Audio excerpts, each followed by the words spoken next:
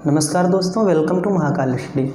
तो दोस्तों, जैसा कि आपको पता होगा, हमारी क्लासेस नियमित रूप से अब चलना स्टार्ट हो चुकी हैं। हर दिन हर क्लास हर सब्जेक्ट का वीडियो 1-2 वीडियोस पढ़ रहे हैं। अभी क्लास कोई नियमित नहीं हो पाई कि इसी समय होगी, 1-2 दिन वेट करना पड़ेगा, नियमित क्लासेस हो जाएंगी। जिससे कि क्या होगा, तो आपको उसी टाइम पता रहेगा कि इस टाइम लाइव आएंगे या फिर यह वीडियो हमारी आने वाली है, तो सारा डिटेल्स आपको पता चलता रहेगा।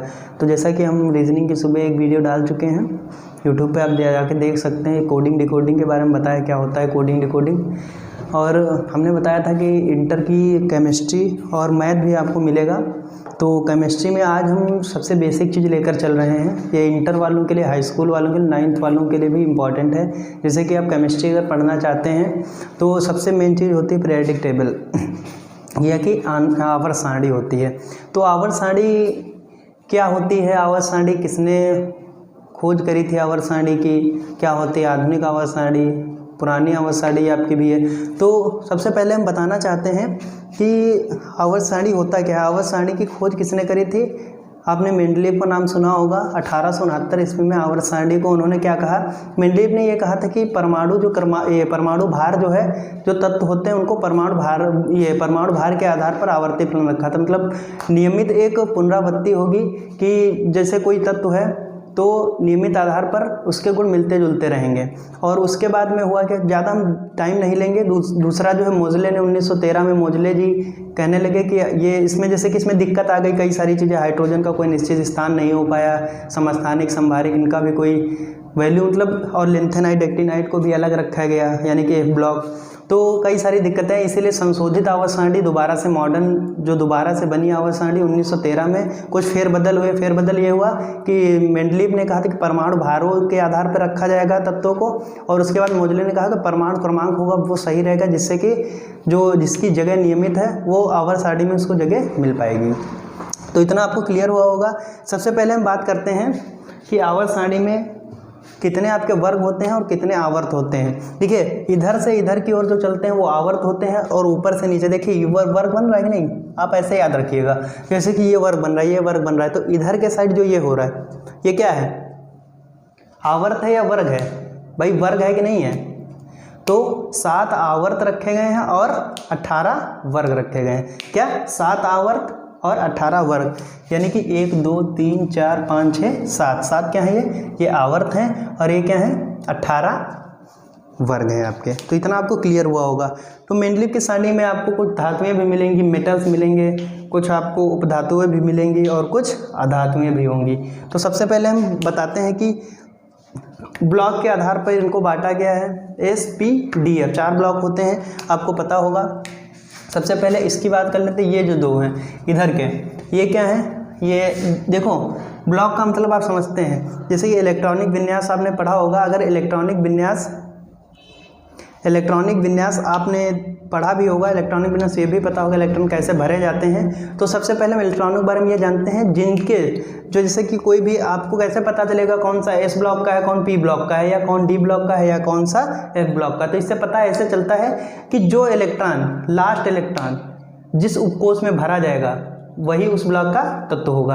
यानी कि इसके, अब इस 2 का इलेक्ट्रॉनिक विन्यास अगर बनाएंगे, इनमें जो तत्व होते हैं, अभी हम आपको टेबल बनाना भी सिखाएंगे, याद कैसे की जाती है वो भी आपको बताएंगे, कौन से तत्व का क्या परमाणु क्रमांक है वो भी आपको बता देंगे। लेकिन जब पीरियोडिक टेबल आपको बनाना आ जाएगी तो परमाणु क्रमांक आपको लिखना भी नहीं पड़ेगा, और सबसे मेन होता है परमाणु क्रमांक के आधार पर ही ज़्यादातर वर्क होता है।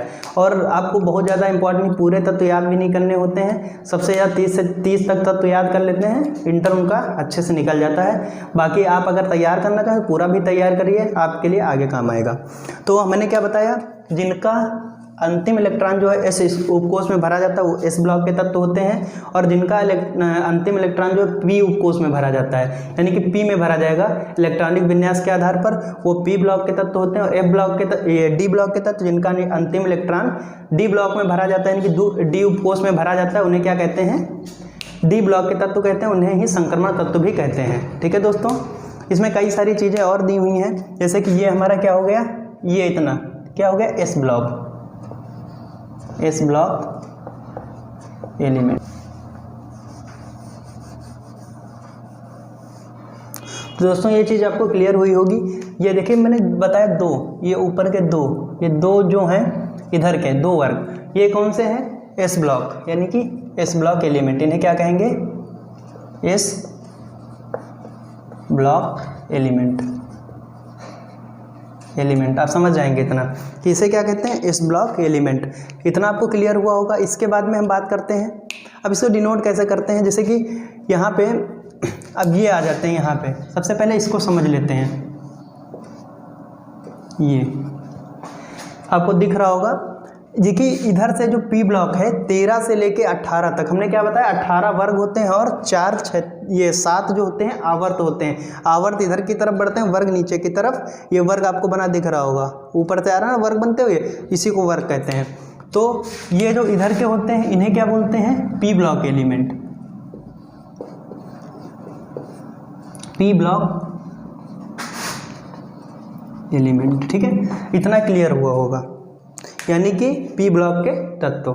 हिंदी मीडियम वाले समझेंगे पी ब्लॉक का तत्व। और इधर से हम बात कर लेते हैं 3 से 12, वर्ग नंबर 3 से 12 तक क्या होता है? D block. इनका अंतिम इलेक्ट्रॉन किस में भरा जाएगा? डी ब्लॉक में भरा जाएगा। ये क्या हो गया? डी ब्लॉक एलिमेंट, ठीक है। ये बना दे रहे हैं, समझ जाएंगे आप क्या होता है डी ब्लॉक एलिमेंट, यानी कि डी ब्लॉक के तत्व। और सबसे लास्ट में देखिए आवर्त सारणी कुछ अपवाद भी हैं, वो भी आपको बताएंगे। अब इधर नीचे आ जाते हैं, नीचे की तरफ ये देख रहा होगा आपको, ये जितने तत्व हैं इधर, ठीक है। तो ये जो होता है ये एफ ब्लॉक के तत्व हैं। क्या है? F block element. F block element आपको इतना क्लियर होगा। हमने क्या बताया कि आवर्त सारणी में क्या होता है? 4 वर्ग, 4 क्या होते हैं? मैंने क्या बताया? 4 ब्लॉक होते हैं, एस पी डी एफ। यहाँ पे लिख देते हैं क्या होते हैं? एस पी डी और एफ, ठीक है। इतना क्लियर हुआ होगा।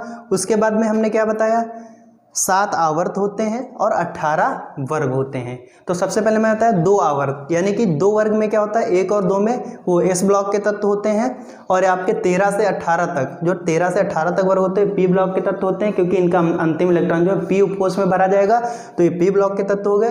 और अंतिम इलेक्ट्रॉन जिसका डी उपकोष में भरा जाता है उसे क्या कहते हैं? डी ब्लॉक के, यानी कि वर्ग नंबर 3 से लेकर 12 तक क्या है? डी ब्लॉक के तत्व, क्योंकि इनका अंतिम इलेक्ट्रॉन जो है डी उपकोष में भरा जाता है। और एफ ब्लॉक का क्या होता है? जिनका अंतिम इलेक्ट्रॉन एफ उपकोष में भरा जाएगा उसे क्या कहेंगे? एफ ब्लॉक के तत्व। तो इसमें एफ ब्लॉक के तत्व देखिए, कुछ को बोला जाता है क्या है? कोई कार्बन परिवार है या आपका क्षार धातु है या क्षारीय मृदा धातु हैं, सारा डिटेल से बताएंगे, ठीक है दोस्तों। तो इससे क्या कहते हैं? देखिए इधर 2 वर्ग हैं, तो इसको हम बता देते हैं पहले। इधर के जो 2 होते हैं ऊपर वाले क्या है? ये 58 से 71 तक। यहाँ पे 58वां होगा, यहाँ तक लास्ट में 71, 14 तत्व, यानी कि 58 से 71 जो तत्व होते हैं उन्हें क्या बोलते हैं? लेंथेनाइट। क्या बोलते हैं? लेंथेनाइट, ठीक है। ये क्या है? लेंथेनाइट। समझ जाइएगा। मैं ज़्यादा डिटेल्स नहीं बताऊंगा क्योंकि बहुत बड़ी वीडियो हो जाएगी, धीरे धीरे समझते चलेंगे। देखिए एक वीडियो में सारा कवर नहीं हो पाएगा, हमें भी लग रहा है, क्योंकि बहुत लंबी वीडियो हो जाएगी। 2 वीडियोज़ में इसको कवर करने की कोशिश करेंगे। दूसरा क्या होता है? एक्टिनाइट। तो लेंथेनाइट, एक्टिनाइट।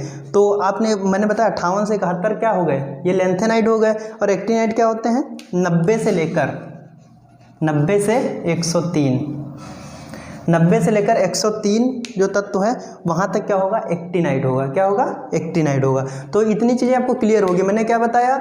मेंडलीव की आवर्त सारणी में जो मॉडर्न है, जो मोजले ने संशोधन किया, तो उसके आधार पर कहते हैं 18 वर्ग होते हैं, 7 आवर्त होते हैं, 4 ब्लॉक होते हैं, एस पी डी एफ। आपको मैंने ये भी बताया जिनका अंतिम इलेक्ट्रॉन जिस उपकोष में भरा जाता है वो उसी ब्लॉक का तत्व होता है। जिसका डी उपकोष में है तो डी ब्लॉक का तत्व, पी में है तो पी ब्लॉक का, और एस है तो एस ब्लॉक का तत्व होगा। और जैसे कि आपको ये समझ में नहीं आ रहा है 18 वर्ग का है बना दिया भाई, अगर बनाते तो हो सकता है 4-6 बना देते हैं। 18 इसलिए बनाया गया है, देखिए अगर इसमें अंतिम उपकोष में एक ही इलेक्ट्रॉन होगा, इसमें 2 होंगे, इसमें देखो इसमें भी दिख रहा है पी का अगर भरा जाएगा तो 1 होगा, 2 होगा, 3 होगा। तो इस तरीके से एलिमेंट को इस प्रकार बांटा गया जिससे कोई दिक्कत ना आए। इसीलिए जो मेंडलीव की जो संशोधित आवर्त सारणी है उसके आधार पर ज़्यादातर वर्ग ज़्यादा होता है। पुरानी वाली के आधार पर इतना वर्क नहीं हो पा रहा था, इसीलिए तत्वों को स्थान देना ही कठिनता का सामना हो गया था कि कहाँ पे कौन सा तत्व, कहाँ पे हम जीरो वर्ग रखेंगे, कहाँ पे कार्बन परिवार रहेगा, कहाँ पे आपका ये फ्लोरीन क्लोरीन जितना भी होता है सब क्या कहाँ पे रहेगा। तो इसको दिखाने के लिए, इसको सही ढंग से व्यवस्थित करने के लिए मोजले ने किया 1913 ईस्वी में। मैंने सारणी तो नहीं दी, लेकिन हाँ मोजले ने ज़रूर दी है। तो आपको इतना क्लियर हो गया होगा। अब इसके बाद में हम देखेंगे कि अगर आपसे पूछा जाए कि इसका अंतिम इलेक्ट्रॉन क्यों भरा जाता है, इसमें डी में क्यों भरा जाता है, या पी में क्यों भरा जाता है, या एफ में क्यों भरा जाता है, तो आप बता देंगे ना कि किस में भरा जाता है। तो दोस्तों इतना समझ में आया होगा। अब हम सबसे पहले देखते हैं कि हम अपने जो है एलिमेंट हैं, जो तत्व हैं, उनको कैसे पीरियोडिक टेबल में फिल करते हैं और याद कैसे करते हैं। सबसे पहले हम सबसे पहले हम किसको रखेंगे, एस ब्लॉक वाले को। तो एस ब्लॉक में सबसे पहले क्या हाइड्रोजन आता है,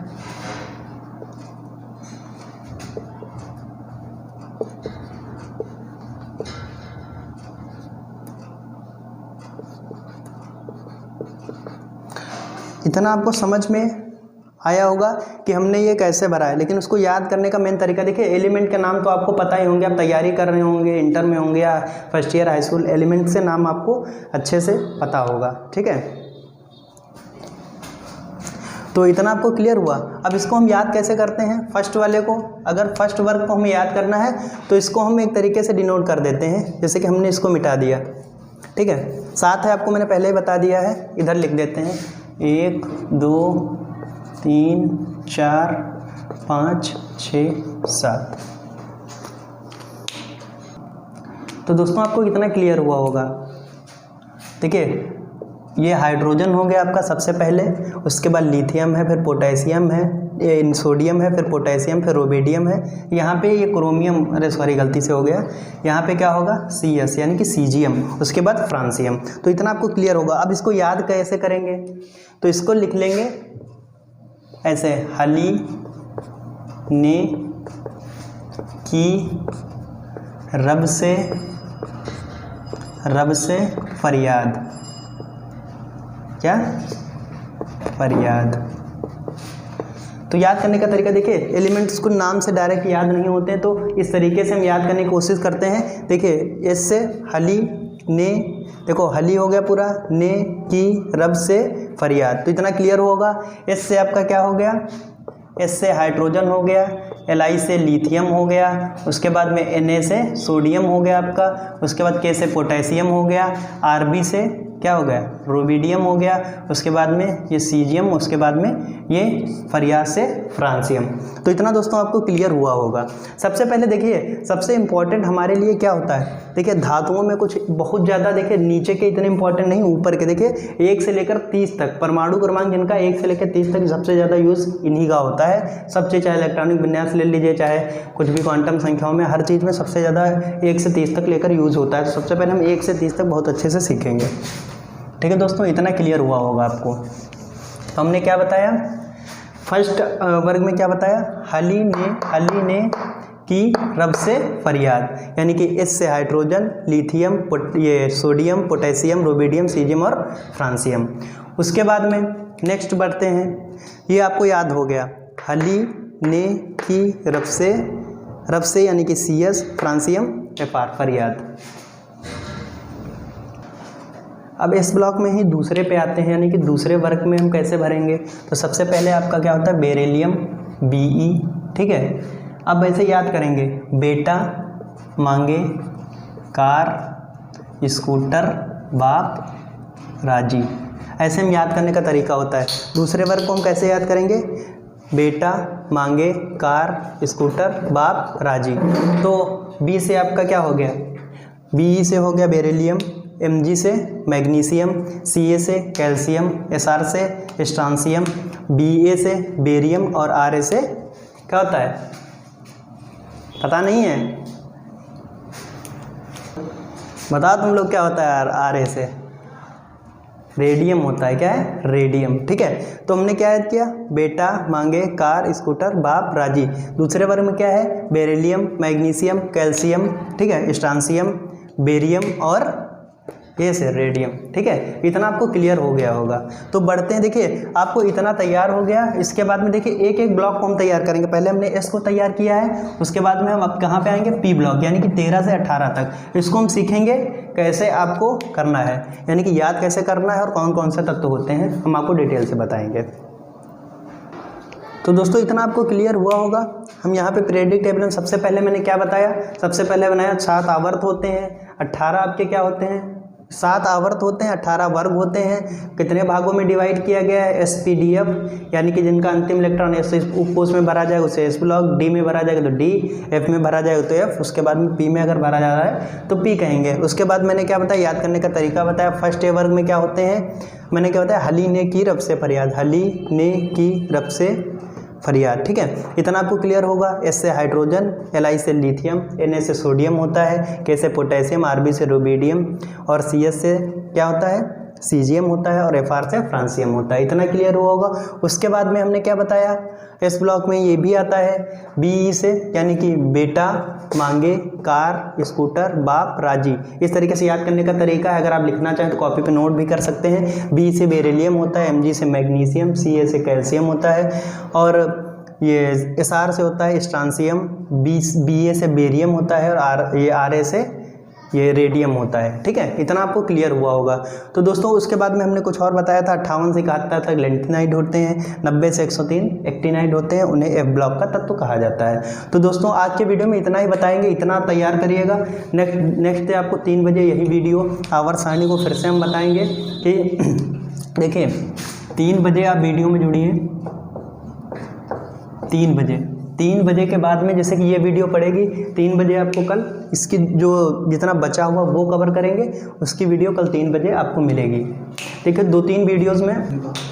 तो दोस्तों डेली 3 बजे वीडियो आपको मिल जाया करेगी। केमिस्ट्री का बेसिक से लेकर हाई लेवल तक जितना भी आता है आपके सिलेबस में, इंटर लेवल तक सारा आपको कवर करेंगे। हर दिन 3 बजे आपको वीडियो मिला करेंगे। तो दोस्तों इतना आपको अच्छे से क्लियर हुआ होगा। अगर कोई डाउट हो कमेंट करिए, कमेंट बॉक्स में पूछिए, उस चीज़ को आपको बताया जाएगा नेक्स्ट वीडियो में। जय हिंद दोस्तों।